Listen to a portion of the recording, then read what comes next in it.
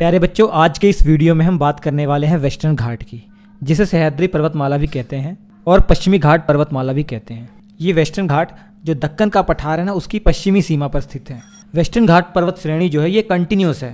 ताप्ती नदी के पास से ये शुरू होकर कन्याकुमारी तक 16 किलोमीटर में फैली हुई लगभग कंटिन्यू पर्वत श्रेणी है। जबकि पूर्वी घाट आगे पढ़ेंगे, ये कटा छटा डिसकंटिन्यू पर्वत श्रेणी है। ऐसा इसलिए क्योंकि गोदावरी, कृष्णा, कावेरी जैसी नदियां पूर्व दिशा में ही बहती हैं, बंगाल की खाड़ी में अपना पानी गिराती हैं। इन नदियों के कारण इन पर्वत श्रेणियों के बीच में गैप हो गया है बहुत सारा।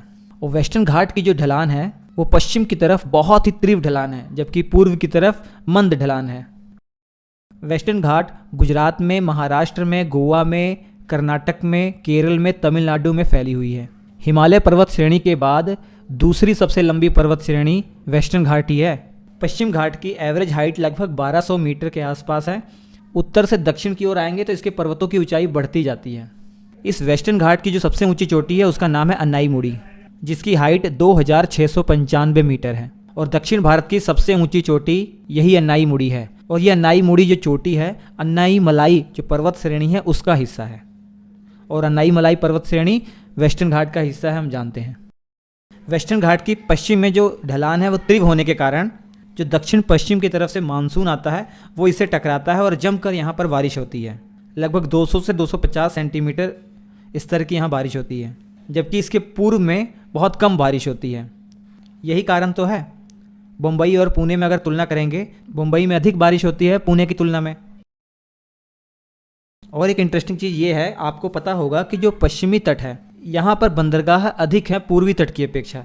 ऐसा इसलिए क्योंकि पश्चिम तट पर जो समुद्र है वो ज़्यादा गहरा है पूर्व तटों की अपेक्षा। इसीलिए जब समुद्र गहरा होगा तो बंदरगाह बनाना आसान हो जाता है, ताकि जो बड़ी बड़ी जहाज़ें हैं वो आसानी से तट तक आ सकती हैं। पढ़ने की सुविधा की दृष्टि से वेस्टर्न घाट को 3 भागों में हम बांट सकते हैं। हालांकि कई किताबों में आपको 2 भागों में बांटा हुआ दिखाई देगा और कई किताबों में 3, लेकिन हम अपनी सुविधा की दृष्टि से इसे 3 भागों में बांटेंगे। ऊपर की तरफ जो ताप्ती नदी से गोवा तक का हिस्सा है इसे उत्तरी भाग कह देते हैं। और गोवा से जो नीलगिरी पर्वत श्रेणी है ये वाला हिस्सा मध्य भाग कह देंगे। नीलगिरी पर्वत श्रेणी के पास पूर्वी घाट ऐसा लगता है कि पश्चिमी घाटों से मिली हुई हैं। और नीलगिरी के पास एक दर्रा आप आगे पढ़ेंगे, माउंटेन पास पाल घाट, वहाँ से लेकर कन्याकुमारी तक इसे दक्षिणी हिस्सा कह देंगे, दक्षिण भाग कह देंगे। सबसे पहले उत्तरी भाग की बात करते हैं।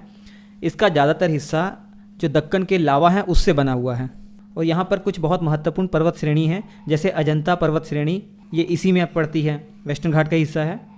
सतमाला पर्वत श्रेणी, बालाघाट पर्वत श्रेणी, हरिश्चंद्र पर्वत श्रेणी, ये सभी पश्चिम घाट का हिस्सा हैं और उत्तर दिशा में हैं। और इस उत्तरी भाग में जो मुख्य चोटियाँ आपको दिखाई देती हैं, जैसे कालसुबाई, इसकी हाइट 1646 मीटर है। सालहेर 1567 1567 मीटर इसकी हाइट है। महाबलेश्वर 1400 मीटर इसकी लगभग हाइट है। की अगर बात करें, जो गोवा से नीलगिरी पर्वत श्रेणी तक है, ज़्यादातर इसका हिस्सा ग्रेनाइट और नीस चट्टानों से बना हुआ है। और इस भाग में जो सबसे महत्वपूर्ण चोटी है वो डोडा बेटा है। जो नीलगिरी पर्वत श्रेणी है ना, इसकी सबसे ऊंची चोटी है ये डोडा बेटा। और नीलगिरी पर्वत श्रेणी की बात यह है खासियत कि ये पड़ता तो वेस्टर्न घाट के अंदर ही है, लेकिन यहाँ पर पूर्वी घाट की पहाड़ियाँ भी इसमें मिल जाती हैं। तो लिंक पॉइंट आप कह सकते हैं पश्चिमी घाट और पूर्वी घाट का। अब दक्षिणी हिस्से की बात करते हैं। यहाँ पर एक दर्रा है पाल घाट, उसी के दक्षिण में कन्याकुमारी तक ये दक्षिणी हिस्सा है। इसके अंदर जो बहुत महत्वपूर्ण श्रेणियाँ हैं, जैसे अन्नाईमलाई पर्वत श्रेणी, कार्डमम या इलायची की पहाड़ियाँ और अगस्त्य मलाई की पहाड़ियाँ, ये 3 महत्वपूर्ण पर्वत श्रेणियाँ हैं जो इसका हिस्सा है। लेकिन यहाँ पर मुख्य चोटी जो आप जानते हैं अन्नाईमुड़ी, अन्नाईमलाई पर्वत श्रेणी का हिस्सा है। और दक्षिण भारत की सबसे ऊँची चोटी, वेस्टर्न घाट की भी सबसे ऊँची चोटी होगी, सिंपल सी बात है। 2695 मीटर इसकी हाइट है। 4 माउंटेन पास आपको याद रखने हैं इस वेस्टर्न घाट के अंदर। थाल घाट माउंटेन पास है, जिसे कसारा माउंटेन पास भी कहते हैं या थूल घाट माउंटेन पास भी कहते हैं, ये इसके अन्य नाम है। ये माउंटेन पास मुंबई को नासिक से जोड़ने का काम करता है। मुंबई से नासिक जाना है, नासिक से मुंबई आना है, इसी रास्ते से आना पड़ता है। भोर घाट माउंटेन पास, ये मुंबई को पुणे से जोड़ता है। यहाँ रोड, ट्रेन की जो पटरियाँ हैं बिछाई गई हैं। तो थाल घाट, भोर घाट महाराष्ट्र में है। और उसके बाद पाल घाट तमिलनाडु का जो पलक्कड़ जगह है, इसको केरल के कोयम्बटूर से जोड़ता है। इसके बाद शेनकोटा माउंटेन पास है, जो मदुरई को त्रिवंतपुरम से जोड़ने का काम करता है। अभी थोड़ी देर पहले बताया हमने आपको कि वेस्टर्न घाट से जब दक्षिण पश्चिम मानसून टकराता है तब खूब वर्षा होती है। जब अधिक वर्षा होगी इस कारण से यहाँ पर सदाबहार वन पाए जाएंगे। अब सदाबहार वन पाए जा रहे हैं तो इसका मतलब ये होगा कि यहाँ बहुत अधिक बायोडाइवर्सिटी पाई जाती है, मतलब जैव विविधता पाई जाती है।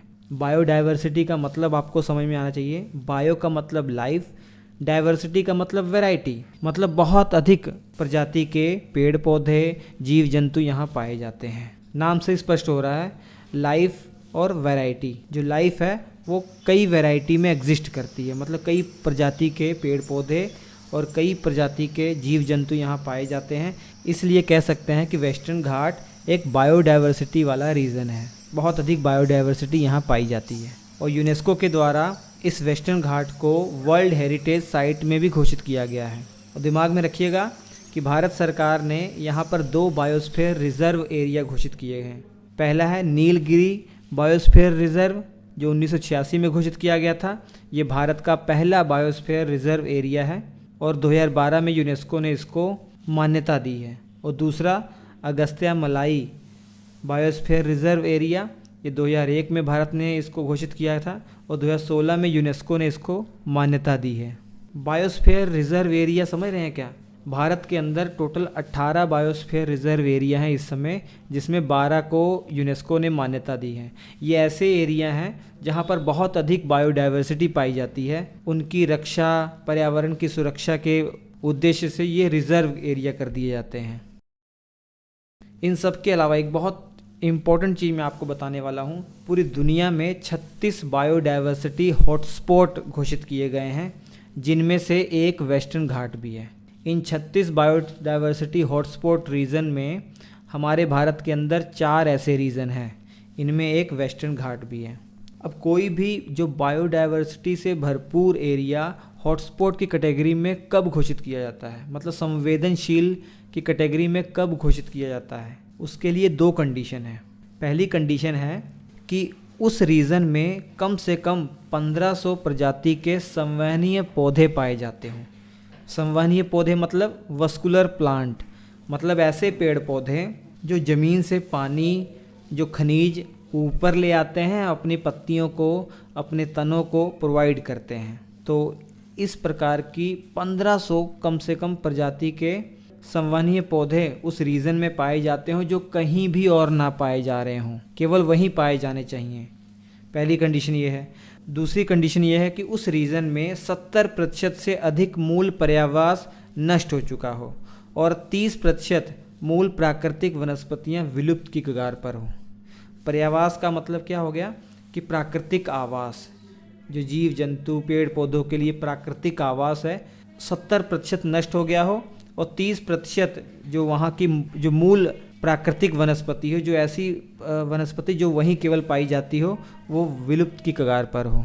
तो ये अगर दोनों कंडीशन है तो वो एरिया हॉटस्पॉट की कैटेगरी में घोषित कर दिया जाता है।